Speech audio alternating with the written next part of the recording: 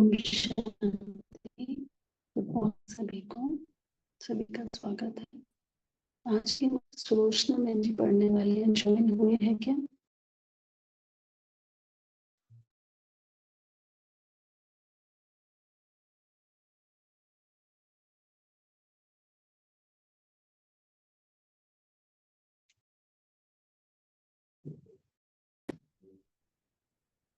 कोई और मुरली पढ़ना चाहता है?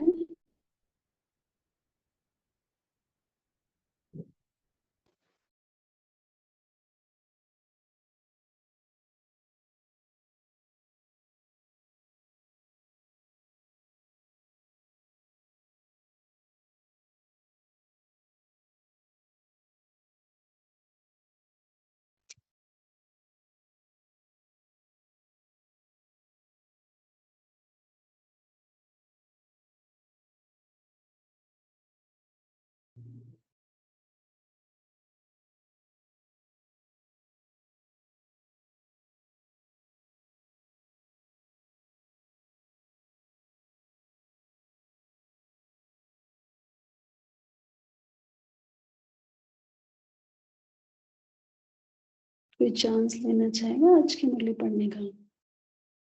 अच्छा, गोपाल भाई जी, ठीक है, आप पढ़िए।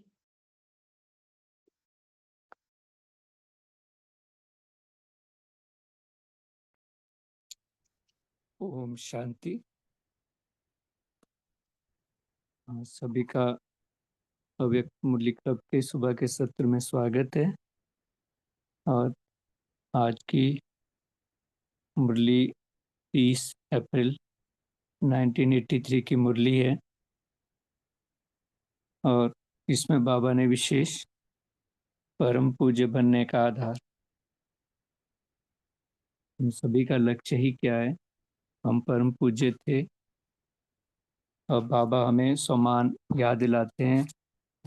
83 जन्मों के इस खेल में हम विस्मृत हुए और बाबा फिर से हमें वो परम पूज्य का पद हमें देने के लिए आए हैं और आज बाबा उसका आधार के वो हमें इस मुरली में स्पष्ट कर रहे हैं। तो हम सभी अव्यक्त स्थिति में स्थित होकर बाबा के आज के महावाक्य बाबा के ही शब्दों में सुनते हैं। ओम शांति। परम पूज्य बनने का आधार।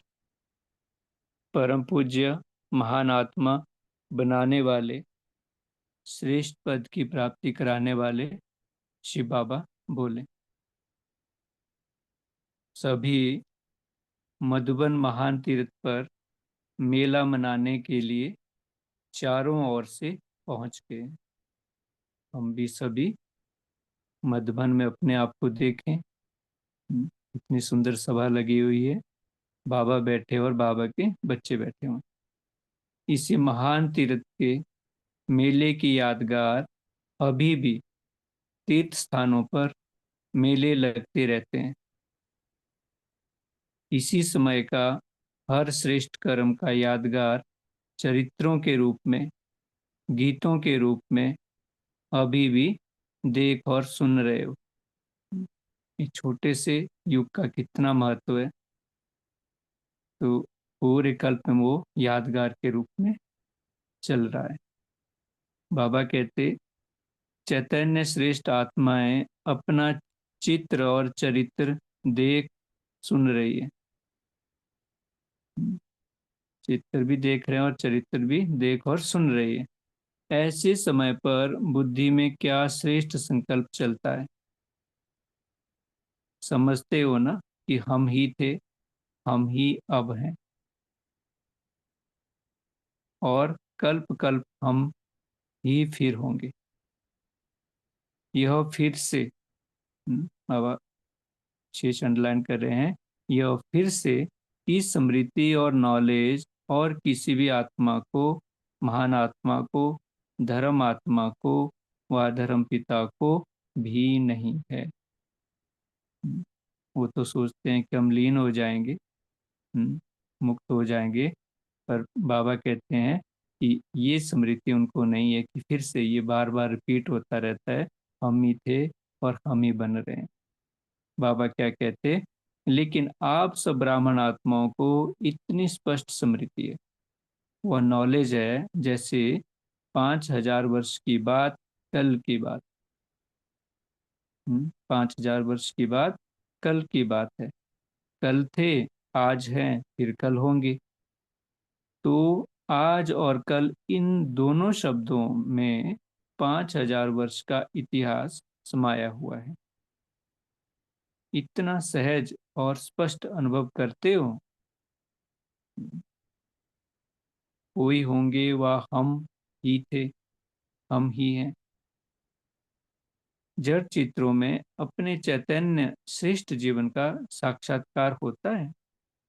हमारे जिस भी स्थान पे हम निमित्त बने हैं, वहाँ हमारे यादगार चारों तरफ है। बाबा कहते हैं जब उनको देखते हैं तो अपना वो साक्षात्कार होता है। वह समझते हो कि वह महारथियों के चित्र हैं, वह आप सबके भारत में 33 करोड़ देवताओं को नमस्कार करते हैं, अर्थात आप श्रेष्ठ ब्राह्मण सो देवताओं के वंश के भी वंश, उनके भी वंश। सभी का पूजन नहीं तो गायन तो करते ही हैं। तो सोचो, जो स्वयं पूर्वज हैं उन्हों का नाम कितना श्रेष्ठ होगा, और पूजन भी पूर्वजों का कितना श्रेष्ठ होगा। 9 लाख का भी गायन है, उससे आगे 16,000 का गायन है, फिर 108 का है, फिर 8 का है, उससे आगे युगल दाने का है। नंबरवार है ना। गायन तो सभी का है, क्योंकि जो भाग्य विधाता बाप के बच्चे बने, इस भाग्य के कारण उनका गायन और पूजन दोनों होता है। लेकिन पूजन में 2 प्रकार का पूजन है। बाबा किस तरह से पूरी भूमिका बांधते हैं। मुझे याद है जब बीएड का वो कोर्स कर रहे थे, तो उसमें भी कैसे क्लास में पढ़ाना होता है, कैसे टॉपिक की भूमिका बांधनी होती है। कैसे सामने स्टूडेंट बैठे तो उनके मन में वो जिज्ञासा बढ़े। तो वो बाबा कितना सुंदर रीति से हमारे सामने एक एक टॉपिक को ये कहते हैं ना कि मधु की तरह ऐसे प्रस्तुत करते हैं कि एक एक लाइन अंदर छप जाती है। तो बाबा कहते हैं कि देखो, गायन तो सभी का है, क्योंकि जो भाग्य विधाता बाप के बच्चे बने, इस भाग्य के कारणों का गायन और पूजन दोनों होता है। लेकिन पूजन में 2 प्रकार का पूजन है। एक है प्रेम की विधि पूर्वक पूजन, और दूसरा है सिर्फ नियम पूर्वक पूजन। दोनों में अंतर है ना। तो अपने से पूछो, मैं कौन सी पूज्य आत्मा हूँ। सभी हम अपने से पूछें, मैं कौन सी पूज्य आत्मा। पहले भी सुनाया था कि कोई कोई भक्त देवता नाराज ना हो जाए, इस भय से पूजा करते हैं। अभी तो देखते थे कहीं एक भी देवता छूट ना जाए, सबके आगे सिर झुकाते थे। तो बाबा क्या कहते हैं, और कोई कोई भक्त दिखावा मात्र भी पूजा करते हैं, और कोई कोई समझते हैं भक्ति का नियम व फर्ज निभाना है, चाहे दिल से हो या ना हो, लेकिन निभाना है। ऐसे फर्ज समझ करते हैं। चारों चारों ही प्रकार के भक्त किसी न किसी प्रकार से बनते हैं। यहाँ भी देखो, देव आत्मा बनने वाले, ब्रह्मा कुमार कुमारी कहलाने वाले भिन्न भिन्न प्रकार के हैं ना। नंबर 1 पूज्य सदा सहज स्नेह से और विधि पूर्वक याद और सेवा व योगी आत्मा, दिव्य गुण धारण करने वाली आत्मा बन चल रहे हैं। जो नंबर 1 वाले हैं, पूज्य हैं, वो कैसे हैं, सदा सहज स्नेह से और विधि पूर्वक याद और सेवा व योगी आत्मा दिव्य गुण धारण करने वाली आत्मा बन चल रहे हैं। 4 सब्जेक्ट द्वारा विधि और सिद्धि प्राप्त किए हुए हैं। दूसरे नंबर के पूज्य विधि पूर्वक नहीं लेकिन नियम समझ करके करेंगे। 4 ही सब्जेक्ट पूरे लेकिन विधि सिद्धि के प्राप्ति स्वरूप हो करके नहीं, नियम प्रमाण करेंगे। तो पहले वाले बाबा ने कहा वो कैसे करेंगे, उस नहीं से करेंगे, विधि पूर्वक करेंगे। लेकिन आगे बाबा कहते हैं लेकिन नियम समझकर चलना ही है, करना ही है। इसी लक्ष्य से जितना कायदा उतना फायदा प्राप्त करते हुए आगे बढ़ रहे हैं।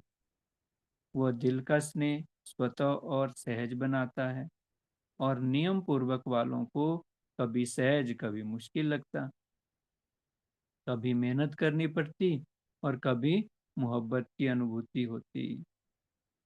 नंबर 1 लवलीन रहते और नंबर 2 लव में रहते। ये चिंतन का विषय।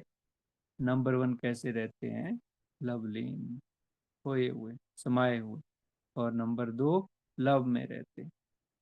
नंबर तीसरा मेजॉरिटी समय चारों ही सब्जेक्ट दिल से नहीं लेकिन दिखावा मात्र करते हैं।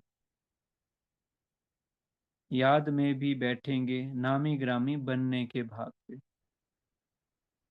ऐसी दिखावा मात्र सेवा भी खूब करेंगे, जैसा समय वैसा अल्पकाल का रूप भी धारण कर लेंगे, लेकिन दिमाग तेज और दिल खाली। ये बाबा ने तीसरे प्रकार के बच्चे जिनके भक्ति में भी यादगार वैसे ही बने हुए। तो उससे आगे बाबा क्या कहते, नंबर चौथा सिर्फ डर के मारे कोई कुछ कह ना दे, यह तो है ही लास्ट नंबर का, वह यह आगे चल नहीं सकता, कोई ऐसे कोई इस नजर से नहीं देखे इसलिए चल रहे हैं। कोई हमें ऐसा ना कि लास्ट नंबर पे।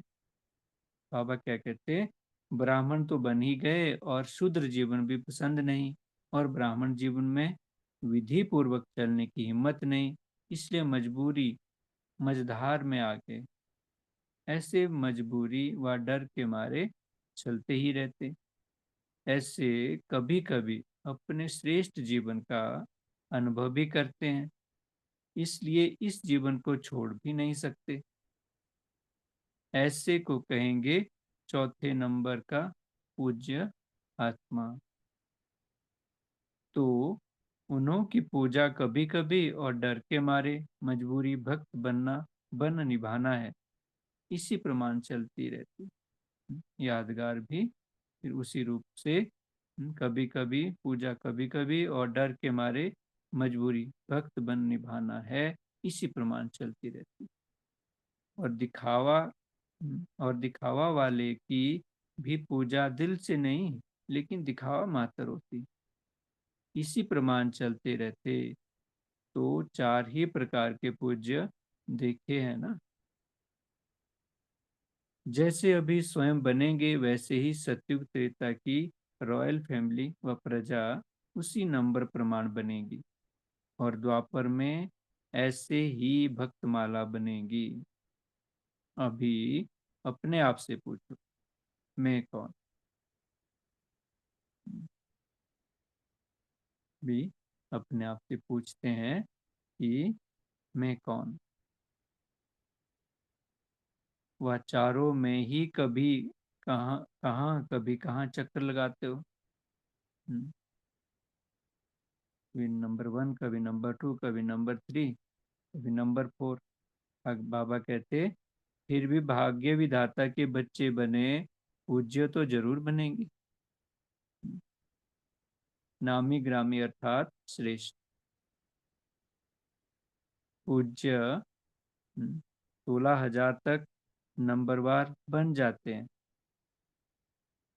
नामी ग्रामी अर्थात श्रेष्ठ पूज्य 16,000 तक नंबरवार बन जाते हैं। बाकी 9 लाख लास्ट समय तक अर्थात कलयुग के पिछाड़ी के समय तक थोड़े बहुत पूज्य बन जाते हैं। तो वगैरह राज बता रहे हैं कि बाकी 9 लाख लास्ट समय तक अर्थात कलयुग के पिछाड़ी के समय तक थोड़े बहुत पूज्य बन जाते हैं।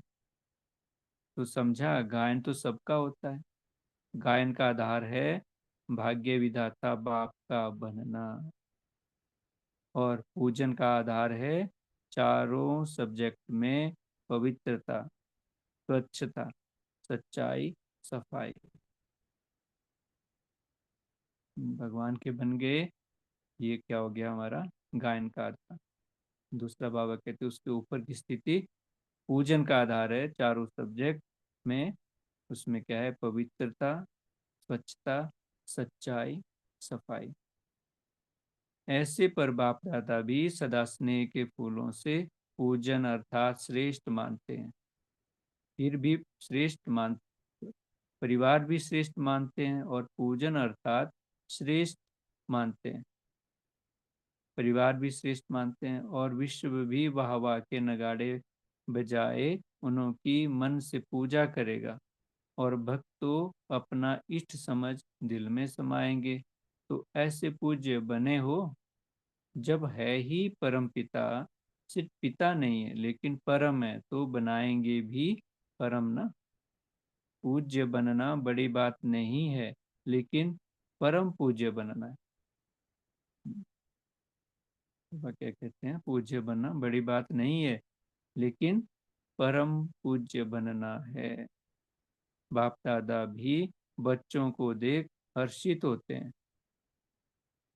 मोहब्बत में मेहनत को महसूस ना कर पहुंच जाते हैं। अभी तो रेस्ट हाउस में आ गए ना, कितना सुंदर। मत बनो हमारा रेस्ट हाउस, तन मन दोनों के लिए रेस्ट है ना। रेस्ट माना सोना नहीं, सोना बनने की रेस्ट में आए हैं। सोना बनना है, गोल्ड बनना है। पारसपुरी में आ गए हो ना, जहाँ संग ही पारस आत्माओं का है, वायुमंडल ही सोना बनाने वाला है। बातें ही दिन रात सोना बनाने की। अच्छा, तो आगे बाबा याद क्या दे रहे हैं, ऐसे सदा परम पूज्य आत्माओं को सदा विधि द्वारा श्रेष्ठ सिद्धि को पाने वाले, सदा महान आत्माएं बनाने वाले, स्वयं को सदा सहज और स्वतः योगी, निरंतर योगी, स्नेह संपन्न योगी, अनुशासन करने वाले, ऐसी सर्वश्रेष्ठ आत्माओं को चारों ओर के आकारी रूपधारी समीप बच्चों को ऐसे साकारी आकारी सर्व सम्मुख उपस्थित हुए बच्चों को बाप दादा का याद प्यार और नमस्ते। ऐसे मीठे मीठे बाप दादा को हम बच्चों का भी बहुत बहुत याद प्यार और नमस्ते। आगे बाबा दीदी दादी जी से बाबा कहते हैं सभी परम पूज्य हो ना, पूजा अच्छी हो रही है ना। बाप दादा को तो अनन्य बच्चों पर नाज है, बाप को नाज है और बच्चों में राज है। बाप को नाज है और बच्चों में राज है। जो राजयुक्त है उन बच्चों पर बाप को सदा नाज है। राजयुक्त, योग युक्त, गुण युक्त, सबका बैलेंस रखने वाले, राजयुक्त, योग युक्त, गुण युक्त, सबका बैलेंस रखने वाले, सदा बाप की ब्लेसिंग की छाया में रहने वाले। ब्लेसिंग की सदा ही वर्षा होती रहती है। जन्मते ही यह ब्लेसिंग की वर्षा शुरू हुई है और अंत तक इसी छत्र छाया के अंदर गोल्डन फूलों की वर्षा होती रहेगी। वरदान दे रहे हैं बाबा, अंत तक गोल्डन फूलों की वर्षा होती रहेगी। इसी छाया के अंदर चल दे, इसी छाया के अंदर चले हैं, पले हैं और अंत तक चलते रहेंगे। सदा ब्लेसिंग के गोल्डन फूलों की वर्षा हर कदम, बाप साथ है, अर्थात ब्लेसिंग साथ है। बाबा का साथ क्या है? ब्लेसिंग है। इसी छाया में सदा रहते हो। बाबा दादी से कह रहे हैं, शुरू से अथक हो, अथक भव का वरदान है, इसलिए करते भी नहीं करते। यह बहुत अच्छा। फिर भी अव्यक्त होते समय जिम्मेवारी का तार तो डाला है ना, हम सभी जानते हैं। बाबा ने दादी को निमित्त बनाया। तो बाबा क्या कहते हैं, इनको, दीदी को साकार के साथ साथ सिखाया और आपको अव्यक्त होने समय सेकंड में सिखाया। जैसे बाबा ने पूरे चक्कर लगाया था दादी जी को पूरे मधुबन में, हर डिपार्टमेंट में लेके गए और अंत में पूरी शक्तियां भी विल कर दी। तो बाबा क्या कहते हैं, अव्यक्त होते समय सेकंड में सिखाया, दोनों को अपने अपने तरीके से सिखाया। यह भी ड्रामा का पार्ट है। अच्छा, विदाई के समय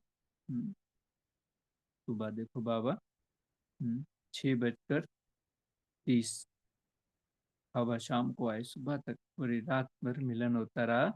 बाबा कहते संगम युग की सब घड़ियां गुड मॉर्निंग ही है, क्योंकि संगम युग पूरा ही अमृत वेला है। चक्कर के हिसाब से संगम युग अमृत वेला हुआ ना, तो संगम युग का हर समय गुड मॉर्निंग ही है।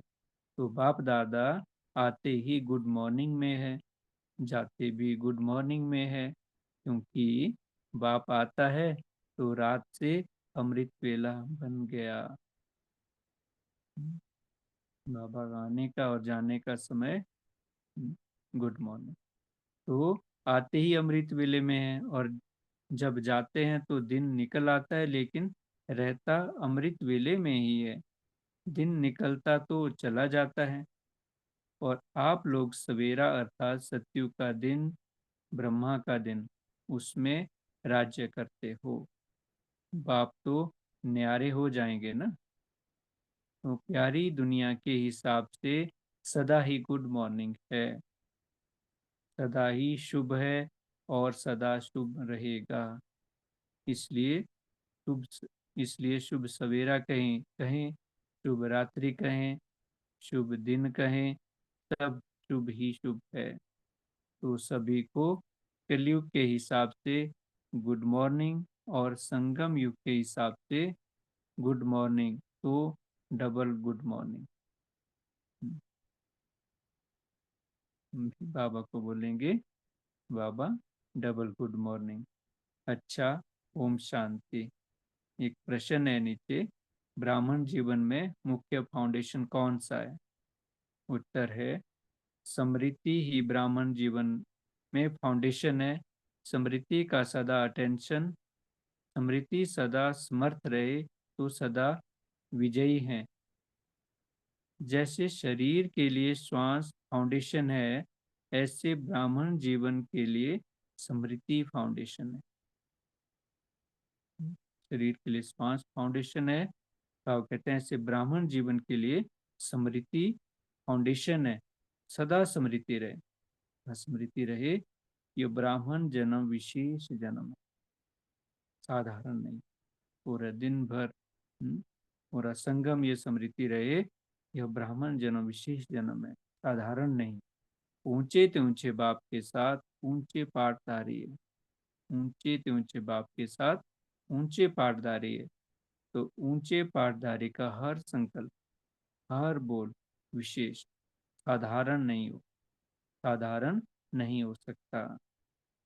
ऊंचे ते ऊंचे बाप के साथ ऊंचे पाठधारी का हर संकल्प, हर बोल विशेष, साधारण नहीं हो सकता। ओम शांति। अभी भी 1 मिनट साइलेंस में रहेंगे, उसके बाद अपना चिंतन मनन शेयर करेंगे। ओम शांति।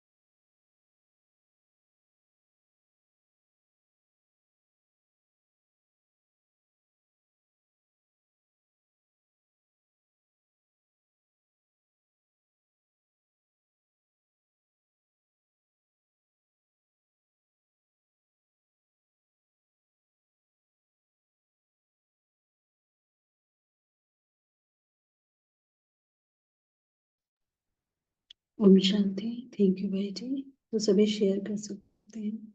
बोलिए गायत्री बहन जी।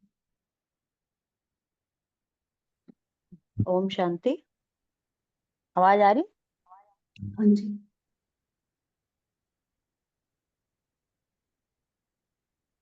आज बाबा ने परम पूज्य बनने का आधार बताए हैं। उसमें बाबा ने कि मेरे को ये प्रश्न का अर्थ बहुत टचिंग सा लगा कि बाबा ने कहा कि स्मृति जो है वो ब्राह्मण जीवन का फाउंडेशन है, और स्मृति समर्थ है तो भी हम विजयी हैं। जैसे शरीर के लिए श्वास की जरूरत है, वैसे ब्राह्मण जीवन को स्मृति की जरूरत है। तो सारा दिन हमने स्मृति कौन सी रखनी है? ब्राह्मण जन्म विशेष है, ऊंचे तो ऊंचे बाप के साथ हम ऊंचे तो ऊंचे पाठधारी हैं, और ऊंचे पाठधारी का संकल्प बोल साधारण नहीं हो सकता। इसको अगर हम सारा दिन स्मृति में रखें और सदा स्मृति में रखें तो हम बाप को प्रत्यक्ष करने में बहुत जल्दी सक्सेसफुल हो सकते हैं। जैसे कहते हैं कि लास्ट टाइम आ रहा है, तो इसमें हमें बार बार इस स्मृति को बार बार रखेंगे तो हम इसमें सक्सेसफुल हो सकते हैं। तो ये प्रश्न का उत्तर मुझे बहुत ही अच्छा लगा। तो बाबा ने चैतन्य श्रेष्ठ आत्माएं जो है वो किस तरह से अपने आप को जड़ चित्रों के साथ, बाबा ने उनका कंपेयर किया है कि जड़ चित्रों में जैसे पूजा होती है उसी आधार पे होती है जिस आधार पे आज हमारा पुरुषार्थ है।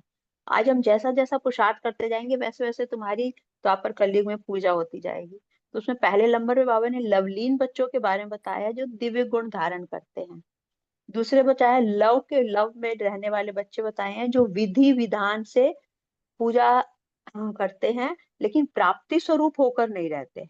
कभी उन्हें मेहनत करनी पड़ती है, कभी नहीं करनी पड़ती है, तो उसमें वो मोहब्बत में लीन हो जाते हैं। तीसरे नंबर पे बताया जो चारों सब्जेक्ट्स दिल से नहीं दिखावे से करते हैं, याद में बैठते हैं नामी ग्रामी होकर। चौथे नंबर पे होते हैं डर के मारे करते हैं कहीं कुछ हो ना जाए। इसी के आधार पे ही हम हमारी भक्ति में भी ब- हम जो भक्ति करते हैं तो भक्त भी हमारी इन्हीं चारों तरह से ही पूजा करते हैं। तो हमें अपने आप को चेक करते रहना है कि हम किस लेवल की पूजा के योग्य हैं और किस लेवल के आज हम ब्राह्मण हैं। ओम शांति। जी बोलिए नमिता बहन जी। ओम शांति दीदी। बाबा ने आज दीदी ने जो बताया कि बाबा ने आज सदा स्मृति में रहने के लिए ब्राह्मण इस संगम युग में हम ब्राह्मण बच्चों को बोलते हैं। तो ब्राह्मण जीवन है विशेष जन्म, क्योंकि ऊंचे ते ऊंचे बाबा के साथ हम ऊंचे ऊंचे ऊंचे पाठधारी है, और हमारा संकल्प बोल और कर्म भी विशेष होना चाहिए। तो उसके आधार से हम अपने को चेक करना है कि उसी आधार से हमको अपने को खुद को चेक करना है कि इस संगम युग में हम कितना तक उस पाठ बजा उसी आधार को उसी आधार से हम पाठ बजा रहे हैं। तो उसी आधार से जैसे हम पाठ बजा रहे हैं इसी आधार से हमारा पूजन भी होगी। तो बाबा कहते हैं अभी संगम है, पूजन का आधार है 4 सब्जेक्ट में पक्का बनना। चारों ही सब्जेक्ट में मतलब पवित्रता, स्वच्छता, सच्चाई और सफाई कितना तक हम अपनाया तो हमारा पूजन भी ऐसे होगी। अपने को चेक करना है। बाबा ने बोला पूजन बनना नहीं, परम पूज्य बनना है। तो उसके ऊपर अटेंशन रखना है। तो इसी आधार से हम खुद का नंबर भी अपने ले सकते हैं। ओम शांति।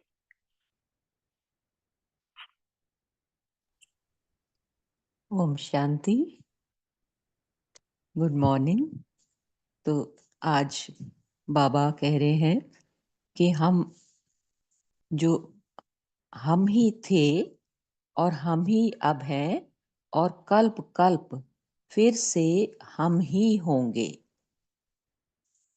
तो ये स्मृति, ये जो फिर से की स्मृति है वो सिर्फ हम ब्राह्मण आत्माओं को ही है। जो बड़ी बड़ी महान आत्माएं, धर्म पिताएं, उनमें भी ये ज्ञान, फिर से का ज्ञान, ये स्मृति नहीं है, नहीं थी। ये सिर्फ हम ब्राह्मणों में ही है कि हम ही देव स्वरूप थे और हम ही अब बन रहे हैं और हम ही कल को देवात्माएं बनेंगे ही।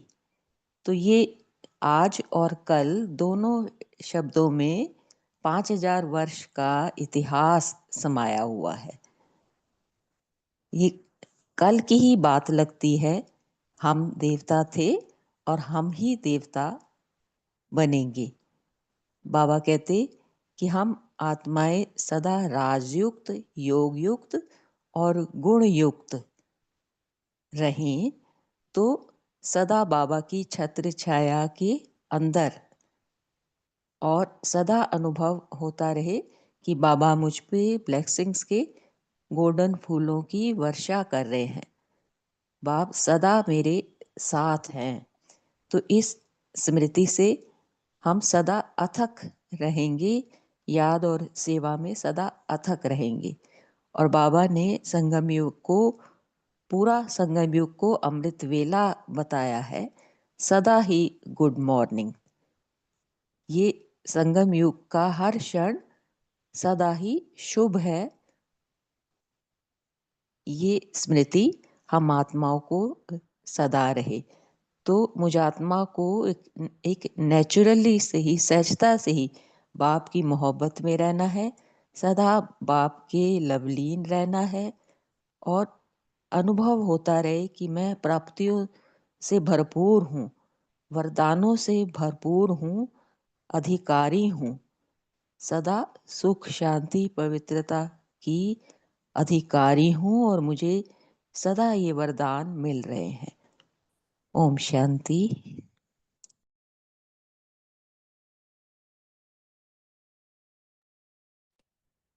ओम शांति। गुड मॉर्निंग सभी को। आज बाबा ने 4 प्रकार के बच्चों की बात कही कि हम कैसे पूज्य आत्मा बनते हैं। तो बाबा ने कहा है कि जो सबसे नंबर 1 आत्माएं हैं, जो बाप के लव में लवलीन रहती हैं, स्नेह से संपन्न है, वह निरंतर से आज योगी स्वतः योगी हैं। और सेकंड नंबर की आत्माएं हैं, उनको कभी कभी मेहनत करनी पड़ती, कभी कभी उनको मुश्किल लगता है, कभी कभी सहज, कभी मेहनत लगती, कभी मोहब्बत लगती है। तो ये दूसरे नंबर की आत्माएं हैं।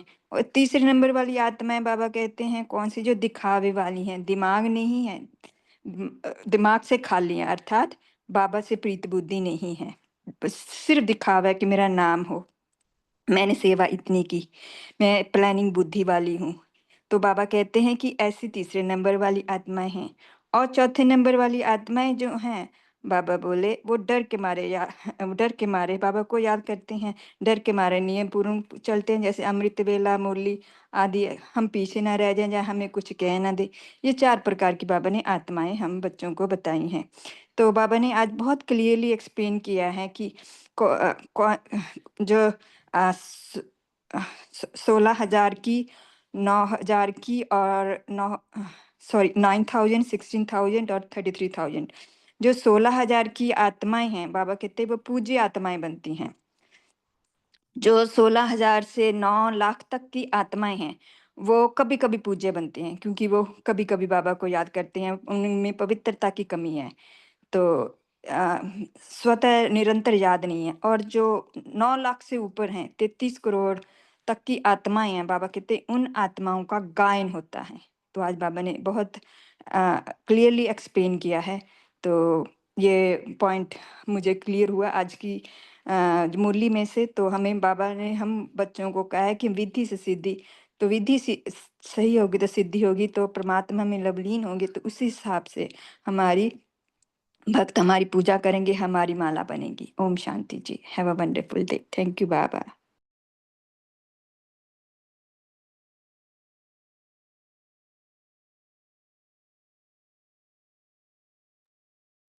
जी, तो आज बाबा ने जब दीदी दादी से बात किया तो बाबा ने कहा जो राजयुक्त है उन पर बाप को सदा नाज है। फिर बाबा ने बताया राजयुक्त, योगयुक्त और गुणयुक्त, उनका जो बैलेंस रखते हैं सदा, वो बाबा की ब्लेसिंग की छाया में रहते हैं, है ना। तो इससे आपने क्या समझा? राजयुक्त कौन सा राज की बाबा यहाँ बात कर रहे हैं? योग युक्त तो हम सभी समझते हैं, गुण युक्त तो बताएगा कैसे बैलेंस रखना है इसका?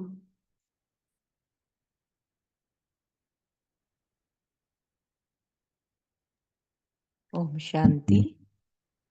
राजयुक्त रहना माना ड्रामा का राज, जो ये स्वदर्शन चक्र है वो सदा स्मृति में घूमता रहे। ड्रामा का राज, ये जो 5000 वर्षों का ड्रामा है जो बार बार रिपीट होता है कल्प कल्प, इसके राज, तो ड्रामा से राज युक्त होना, ये मैं समझ पा रही हूँ। ओम शांति।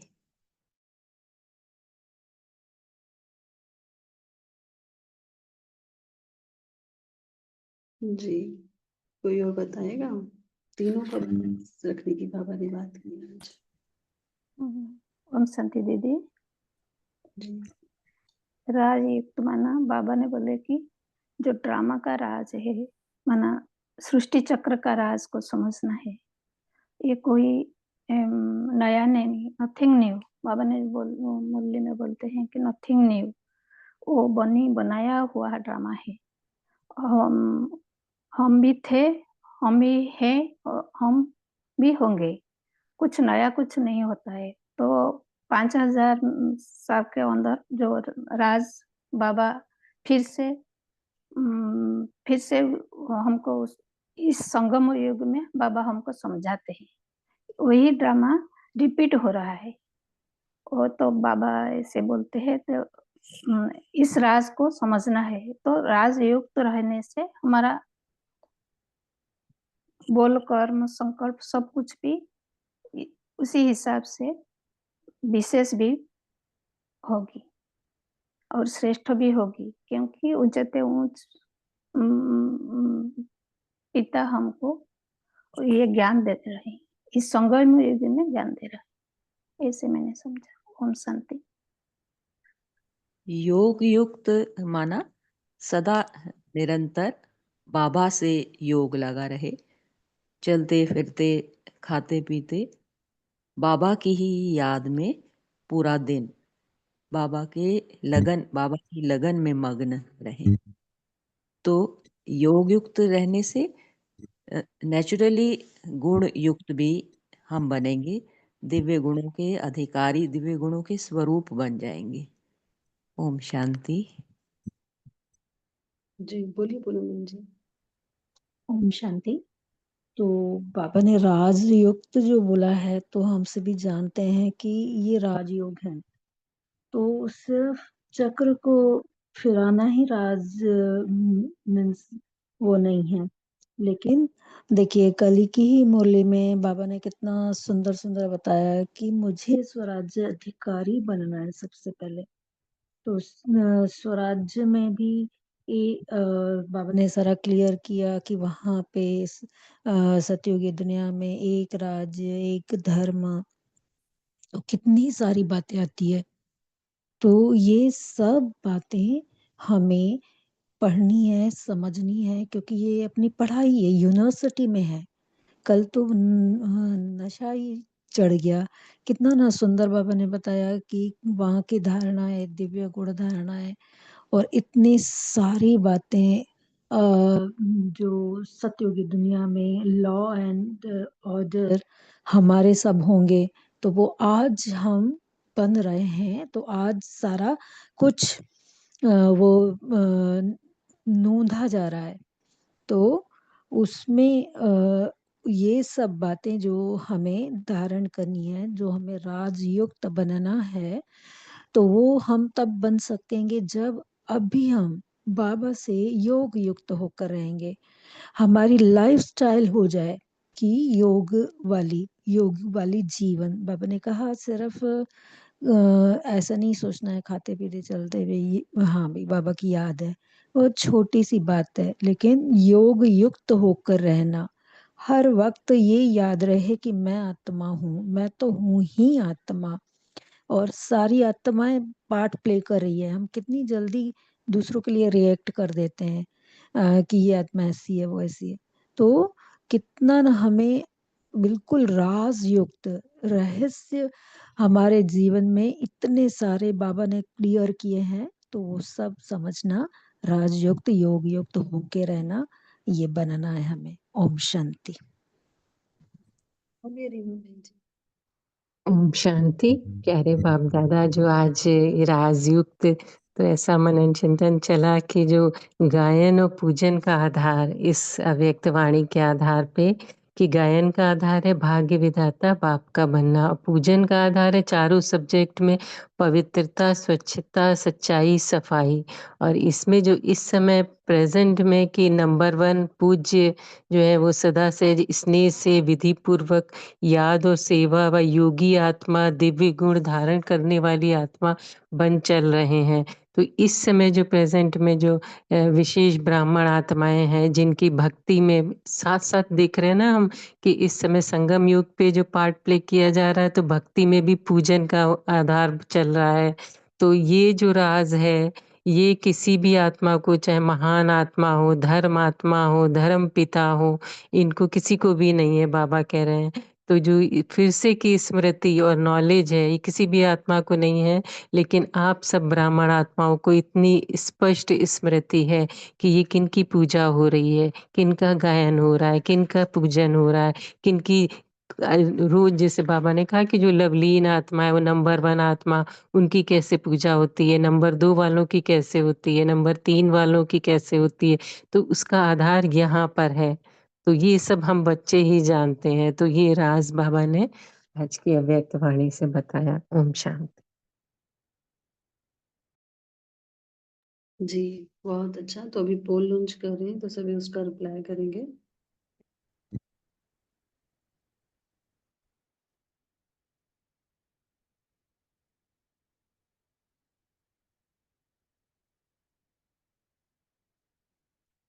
कविता बहन जी, आपको कुछ बोलना है? अभी टाइम भी हो रहा है, शॉर्ट में बता दीजिए।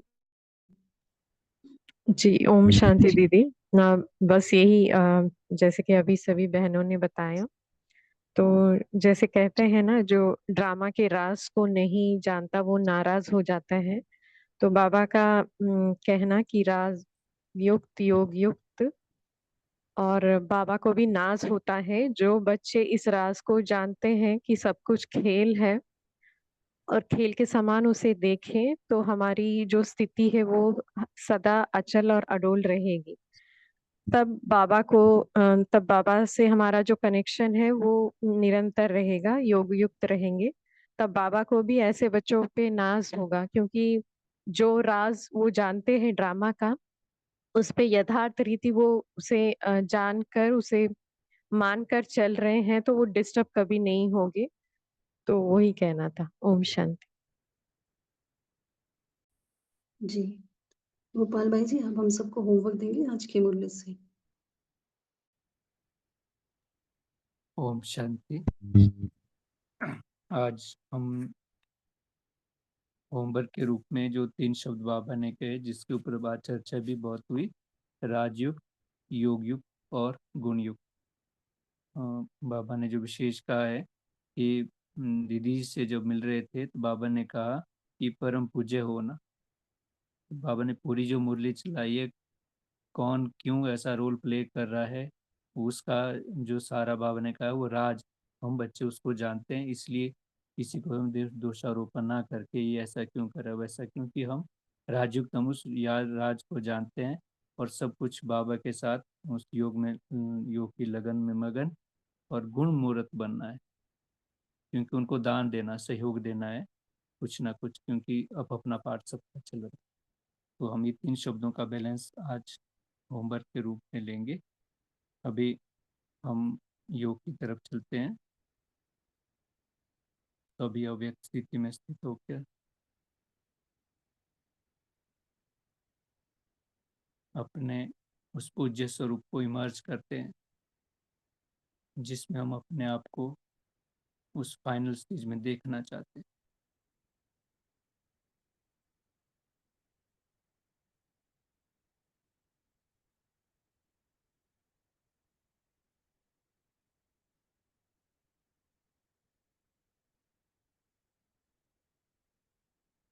पूरे कल्प में जो मेरा यादगार है,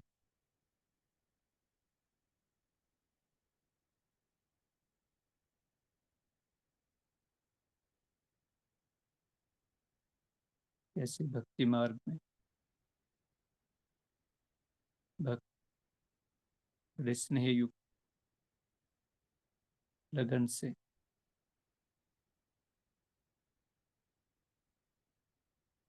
और निरंतर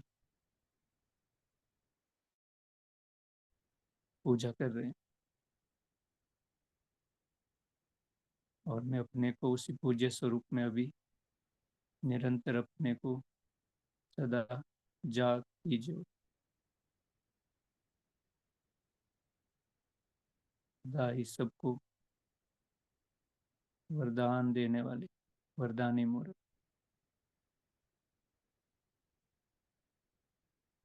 जो भी सामने आए कुछ ना कुछ लेके जाए इस स्वरूप में स्थित।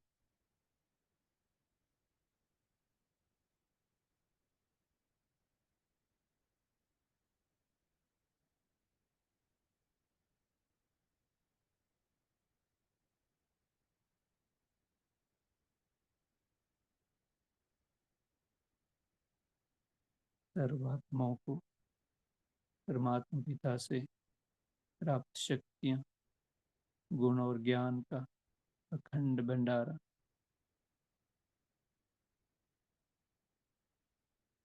चलता रहे इसी स्वरूप में स्थित।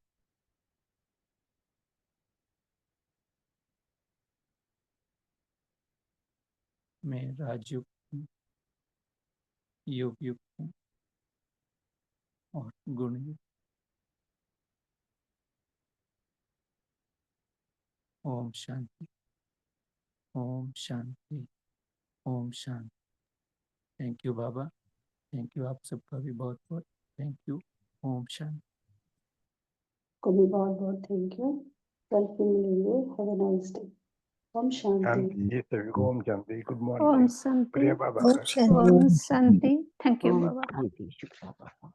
शांति। शुक्रिया बाबा, शुक्रिया।